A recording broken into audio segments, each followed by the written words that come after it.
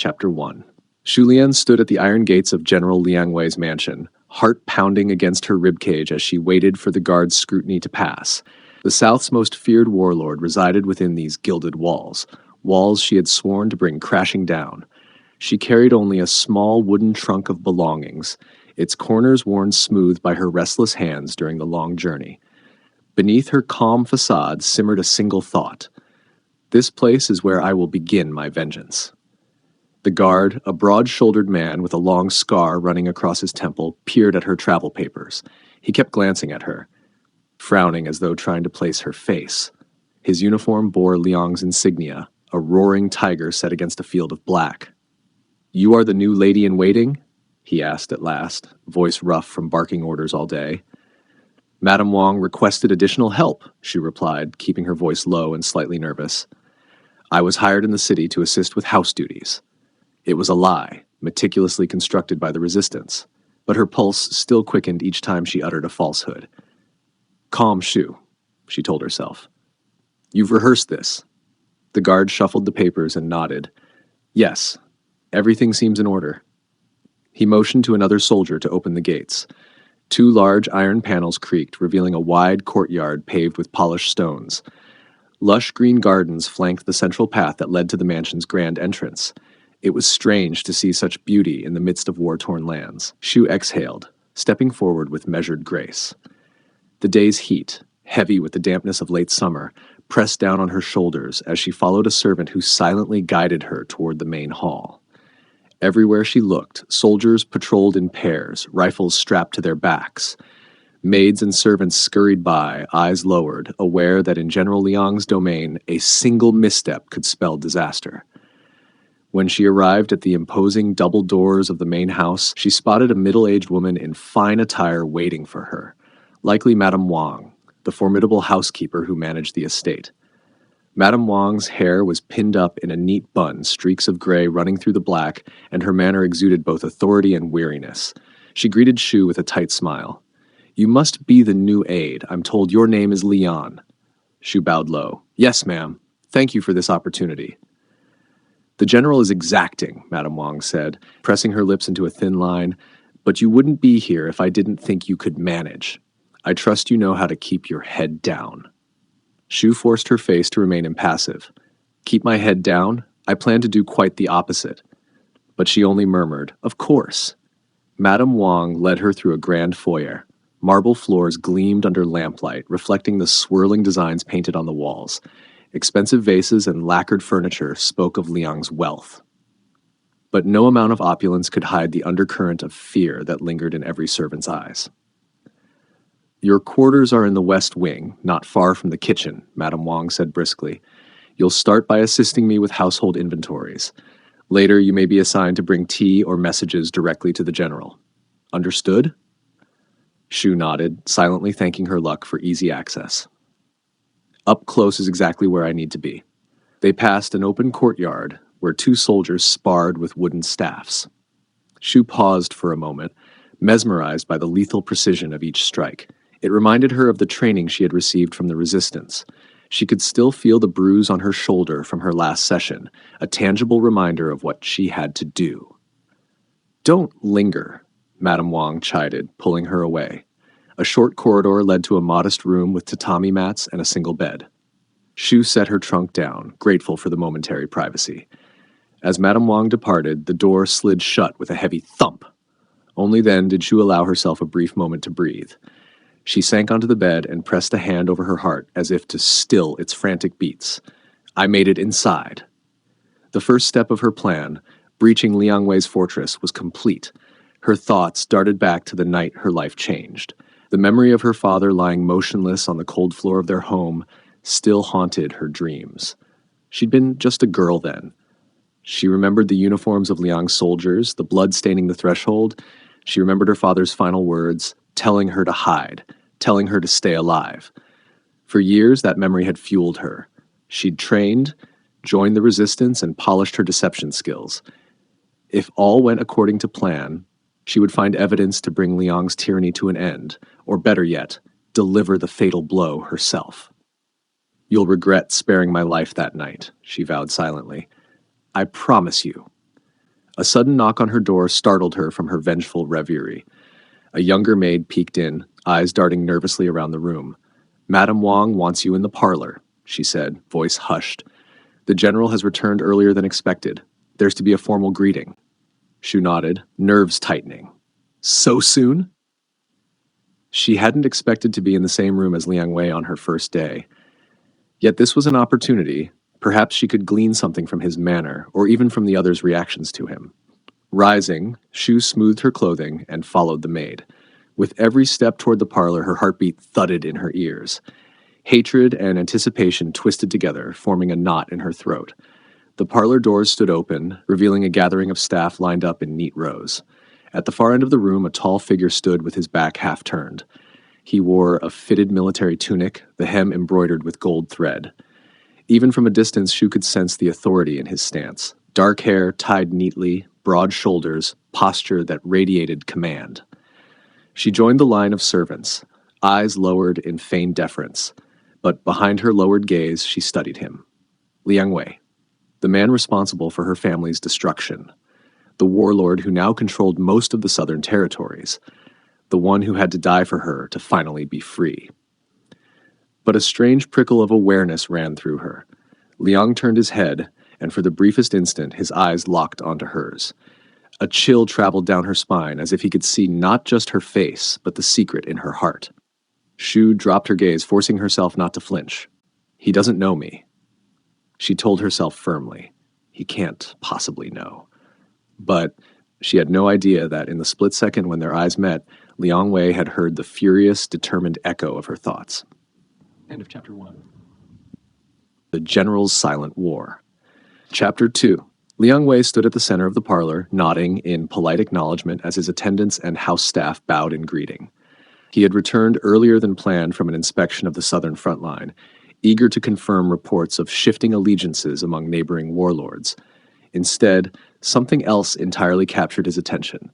He stared at the line of maids and servants, lingering on the last one to join the row, a young woman with a calm demeanor and an unwavering gaze. Even from across the room, he felt a spark of tension as her eyes briefly met his. A single, fierce note of hatred had speared through his consciousness the moment she looked at him. He heard many minds each day, thoughts of fear, curiosity, ambition, or devotion.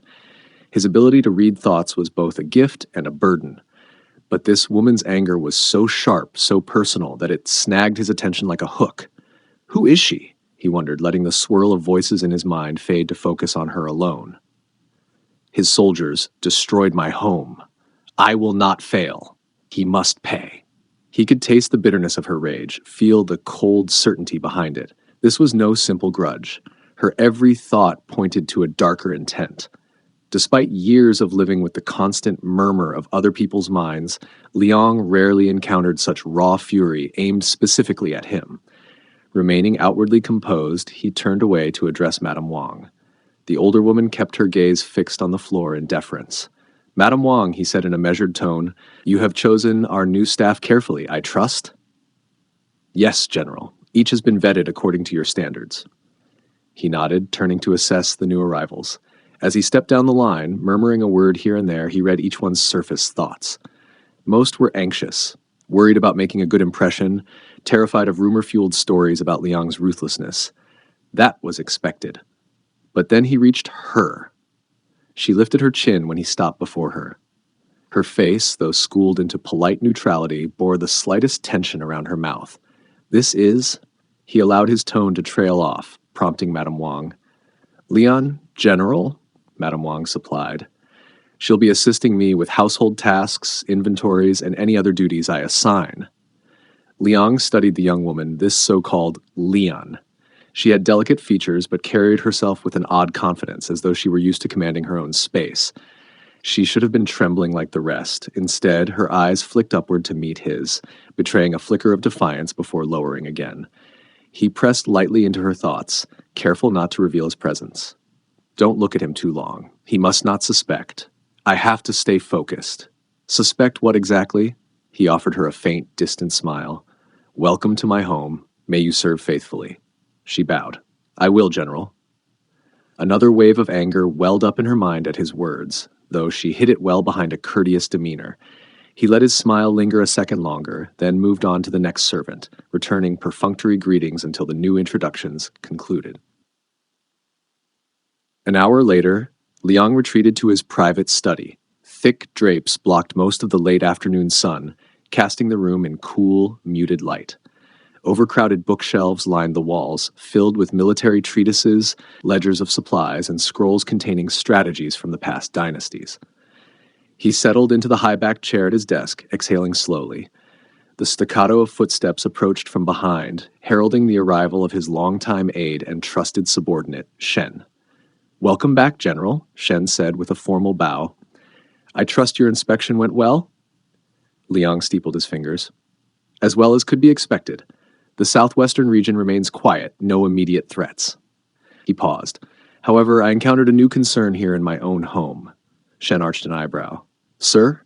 Leaning forward, Liang explained in a low voice. "A new maid. Her name is Lian. She carries strong resentment toward me."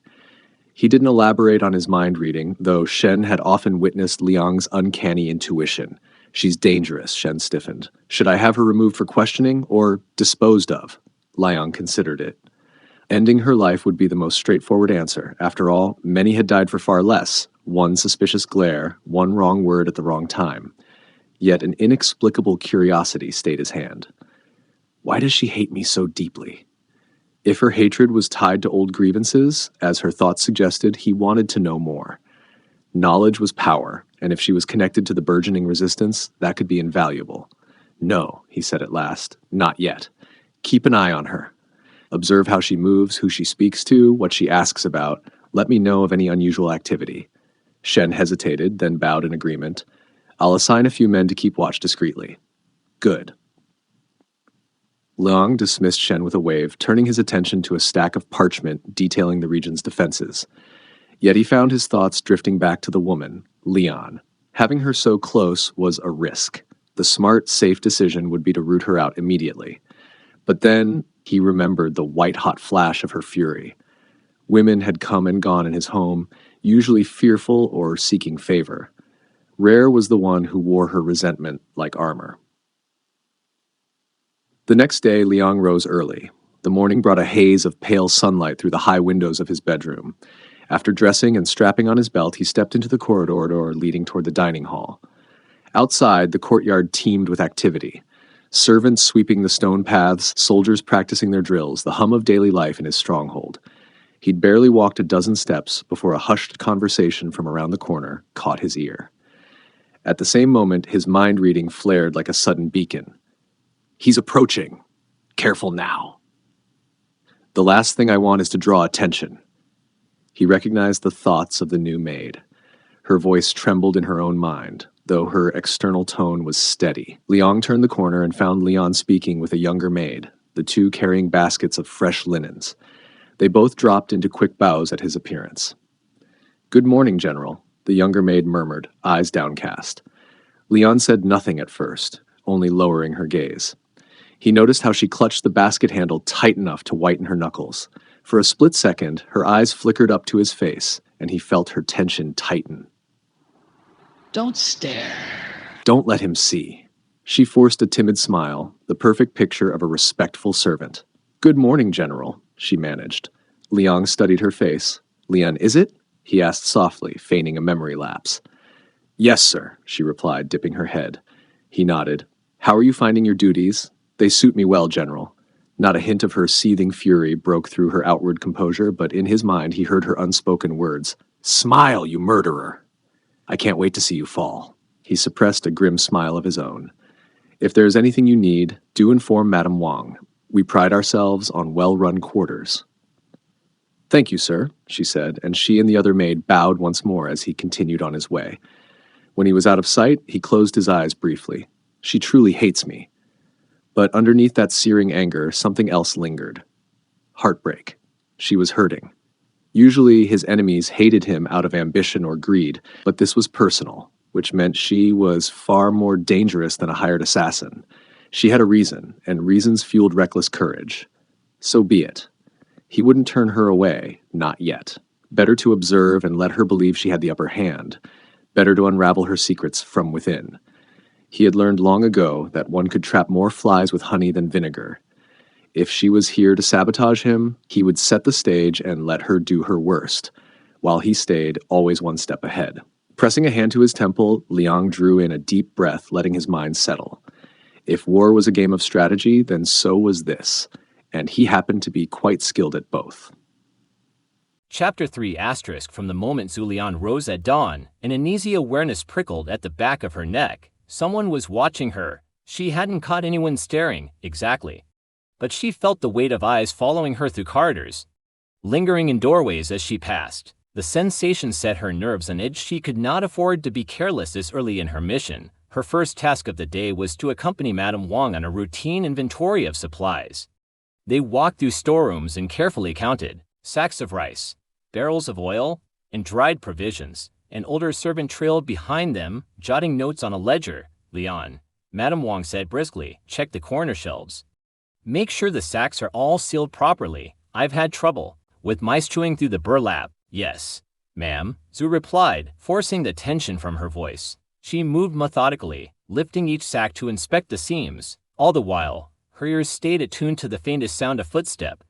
A rustle of clothing. She could swear someone lingered outside the storeroom door. Don't be paranoid, she told herself. You knew infiltration would be risky. Still, she couldn't shake the feeling that each movement was under scrutiny.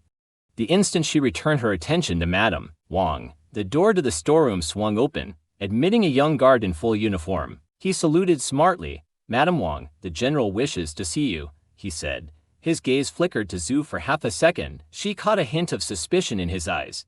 Madame Wang cleared her throat. Very well, Lian. Finish the inventory once you're done. See me in the front hall. Zhu bowed. Yes, ma'am. As Madame Wang followed the guard out, Zhu exhaled slowly, relieved to be temporarily alone. She had already memorized the storeroom's layout, noting which barrels contained extra gunpowder or old military supplies. If the resistance needed sabotage, these could be potential targets, but only if the blow would be enough to weaken Liang's forces. Patience. Her mentor's voice echoed in her mind. Recklessness will destroy you. She closed her eyes for a moment, remembering the night she pledged loyalty to the resistance. They had promised her justice for her father's death, and in return, she gave them everything: her time, her skill, her life. Just a little longer, she reminded herself. She needed to learn more about the security systems, the guard rotations, and, if possible, get a glimpse of Liang's war plans. Once she had enough information, she could strike. After she finished the inventory, Zhu headed to the front hall as instructed. Her route took her past an enclosed garden with a koi pond. The air smelled of jasmine and damp earth. Sunlight filtered through the wooden lattice overhead. For a moment, she hesitated, the tranquility making her forget she was deep in enemy territory. That's when she heard a low, steady voice calling her name, Lian. She turned to see Shen, the general's formidable lieutenant, standing near a stone lantern. He wore his uniform neatly, hair tied back with a leather cord. A faint scar, almost invisible, traced the line of his jaw. She had glimpsed him once or twice, but never spoken directly. Lieutenant Shen, she greeted politely, bowing her head. His eyes measured her, unreadable. Madame Wang asked me to deliver a message. She will be delayed for some time. The general has more tasks for her. Zhu nodded, trying to mimic a servant's mild deference. Then I will wait until Madame Wang is free. A moment passed in tense silence. Shen's posture remained rigid, his scrutiny unwavering. She wondered if he could sense her nerves. He stepped closer, and she tried not to recoil. You're new here, he said. I make a point of knowing everyone who works in this household. Tell me, where did you come from? She had rehearsed the answer countless times. My family lost our land in the uprisings. I traveled for months, taking small jobs. I heard Madame Wang was hiring, so I applied. Is that so? He paused, letting the quiet build. She half expected him to accuse her of lying. Instead, he merely inclined his head. If you need anything, speak to me. You will find that loyalty to the general is rewarded. Disloyalty is not. The words were mild, but the underlying threat was clear. Her chest tightened. She forced a respectful bow. I understand. He said nothing more. Turning on his heel, she watched him vanish behind the garden stone archway. Only then did she allow herself a shaky breath. The message was plain. We're watching you. Shen must have noticed Liang's unusual interest in her or sensed something amiss about her origin. Story. Zhu decided to keep herself busy while waiting for Madame Wang's return. Passing through the mansion's corridors, she paused at an intersection that branched toward the administrative offices. Guards usually station themselves in this area, but at the moment, no one was visible. A muffled conversation drifted from behind closed doors. She recognized one voice immediately, General Liang. The second voice was older, perhaps a local official. Curiosity flared, an opportunity, stealing herself. She crept forward, keeping to the edges of the hole where her footsteps would be quieter on the polished floor. She found a door left slightly ajar, just enough to allow a sliver of sound. The local magistrate claims to be neutral, Liang was saying, but his mind is full of doubt, and he's hiding something about increased bandit activity. His tone carried the unmistakable authority she had first witnessed. Zhu held her breath, straining to listen. The older official's voice rumbled in response. He may be aligned with the resistance. Rumor has it they're gaining support under his nose. General, if you suspect him, why not force a confession? A slight pause. She imagined Liang's expression a calm mask, perhaps with that faint, chilling smile. Because it's more useful to let him believe he's fooling me. I need to see who he meets, who he trusts enough to reveal his true intentions. Zhu's heart pounded, clearly. Liang knew the resistance was active nearby. He was testing his enemies, letting them expose themselves. Even her infiltration, she realized bitterly, might be a piece of some larger game he was playing. Then Liang's voice dropped lower. As for the new staff, keep close watch but do nothing hasty. A rat may find out more by thinking itself safe than if cornered. She froze, skin crawling. He was certainly talking about her. The temptation to flee seized her if he was onto her this soon. She was already in danger, but before she could slip away, footsteps drew closer to the door. Panic drummed in her veins. She backed up quickly and ducked around the corner, flattening herself against the wall. A second later, the door opened fully. Liang and the older official stepped out. Through a small gap between a pillar and the corner, Zhu could see the imposing lines of Liang's profile. His expression was neutral, but his eyes carried a keen edge. If he took one step in her direction, he would spot her easily. Calm, she clutched at her skirt, desperately trying to steady her breathing. Don't move, the older official bowed. Turning to go, Liang paused, glancing around the corridor. For a tense moment, Zhu thought she saw his gaze drift toward her hiding spot. Blood roared in her ears. Does he know I'm here? Then, without a word, Liang continued down the hallway in the opposite direction. She remained rigid until his footsteps faded. Only then did she slip away, her heart pounding so hard it threatened to burst from her chest. She found herself in the mansion's kitchen courtyard, where cooks bustled in preparation for midday meals. The laughter and clatter of pots offered a welcome contrast to the rigid formality of Liang's offices. Zhu wove through the chaos, grabbing a cloth to help wipe down a table stacked with vegetables. The repetitive action of scrubbing let her mind settle. A plump older cook, Sister Liu, glanced over. Lian, my goodness, you're pale as a ghost. Are you unwell? Zhu forced a reassuring smile. Just a little lightheaded. Sister, I'll be fine. The woman reached for a wooden bowl of freshly cut melon slices. Here, eat one. It'll help. You've been running around all morning. Grateful. Zhu took a slice. The cool, sweet juice, easing her parched throat. In that moment, she almost forgot she was in enemy territory. Sister Liu's kindness felt genuine. A reminder that not everyone here was a hardened soldier or scheming courtier. Some were simply living day to day, feeding the staff, doing their best to survive under Liang's rule. It struck her that she might need allies inside the mansion, people who had no love for the general, but also had no illusions about crossing him openly. If I can find someone who's lost family to Liang's campaigns, the thought drifted through her mind, but it would be a risk. Confiding in the wrong person could cost her everything. Thank you, Zhu said softly, handing the bowl back to Sister Liu. It's very refreshing. Sister Liu patted her hand. You remind me of my daughter when she first started working. Don't push yourself. If you fall ill, Madame Wang will have my hide. They shared a small smile before Zhu stepped away, her thoughts returning to the larger problem at hand. Liang is suspicious. Shen is suspicious. I have to be more careful. She needed a plan to move forward without tipping her hand too soon. As midday light streamed into the courtyard, Zhu lifted her gaze to the sprawling mansion. Soldiers in crisp uniforms marched in practice formations, a reminder of Liang's power. He was no fool, and his cunning went deeper than she'd anticipated. Yet, she couldn't abandon her mission. Her father's memory burned in her mind, fueling her hatred. She thought of the villagers forced to bow to Liang's rule, the families torn apart by war.